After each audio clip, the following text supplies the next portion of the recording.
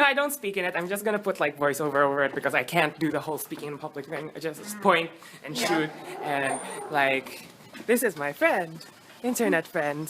Is that corn? No, it's not. Hey, welcome back to the vlog. We start this vlog off by watching me play Pokemon Go at 5 in the morning in my bunny slippers, not filmed, but they're there. Trust me. The reason why this is happening is because I woke up at 3 in the morning because fucking jet lag. And then I tossed and turned until 5 in the morning until I decided to just do something with my life. Also, I almost caught a fucking Dratini, but the app kept crashing and the internet kept disappearing, and it was a very trying time in my life, and I tried not to cry in the empty campus of this beautiful school. At some point, I went back to the dorm because I needed to rest. It was the first full day of classes, and I did not want to fall asleep because this shit cost so much money.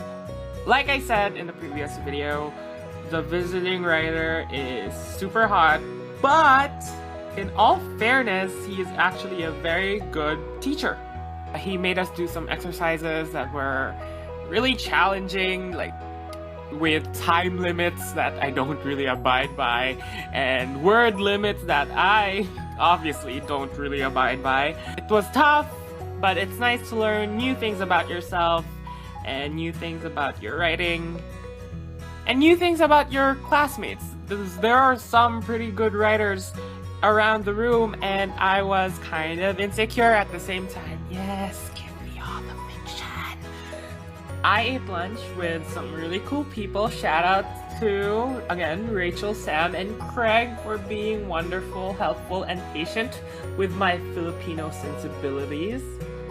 We ate lunch at Michael's, which is not the craft store, but the 24-hour diner. I know, right? A 24-hour diner. What the fuck? I had a Philly cheesesteak with the best onion rings ever. I didn't film any of that because I'm not good at vlogging, but also because it got real perverted, you guys. I made love to those onion rings and I made love to that sandwich, so it's a good thing you didn't see. Then we had more classes, and I bought his book because I'm low-key interested, but also, you know, because I wanted to share a picture of him with my friends back here in the Philippines, and I didn't want to be a sneaky perv.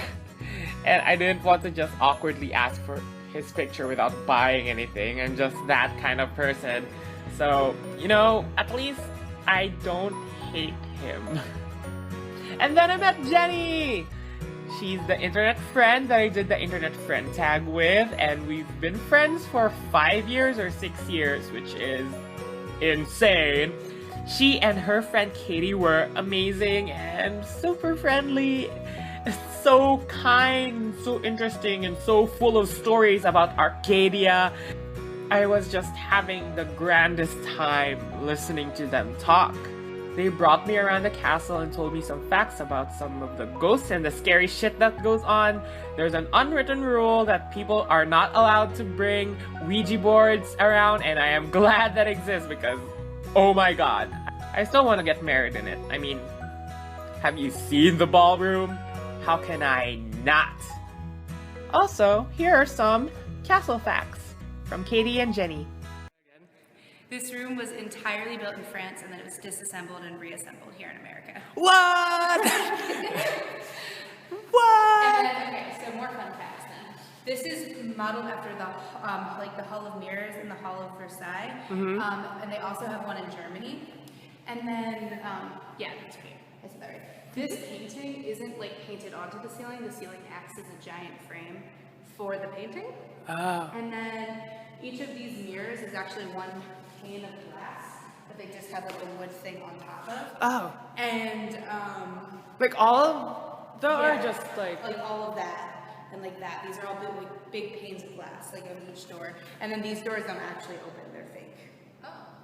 Yeah. Oh my god, these are sliding doors. I didn't notice this. Yes, those ones slide. There's a ghost story that if you dance in this room, in the castle sometime around midnight, the ghosts of the people who used to own the place will appear, and if they're facing away from each other, that means that you guys are going to break up and it's going to be really bad. But if they're facing towards each other, that means that you're going to have like a pretty kick-ass romance. Damn. Because apparently when they were in love, but then when they had a falling out, they actually split the castle, and the wife and the kids lived on one side, and the man lived on the other. With his mistresses. Yes. It's always important. What? Yeah. Afterwards, Jenny and I got some food from a Dunkin' Donuts. We hung out in the dorm, which was super great and fun. We had all the gay feels. I made her listen to Halsey and Troy songs that were related to the Foxhole Court's main ship, Neil and Andrew. And we just cried into each other's arms until she went away. Read the Foxhole Court, you guys. # spawn. I hope you enjoyed that vlog. More to come eventually because work. Stick around, subscribe, something happened. Got the sky. That's pretty. Yeah. You know what else is pretty? Me? Yes. Oh, thanks.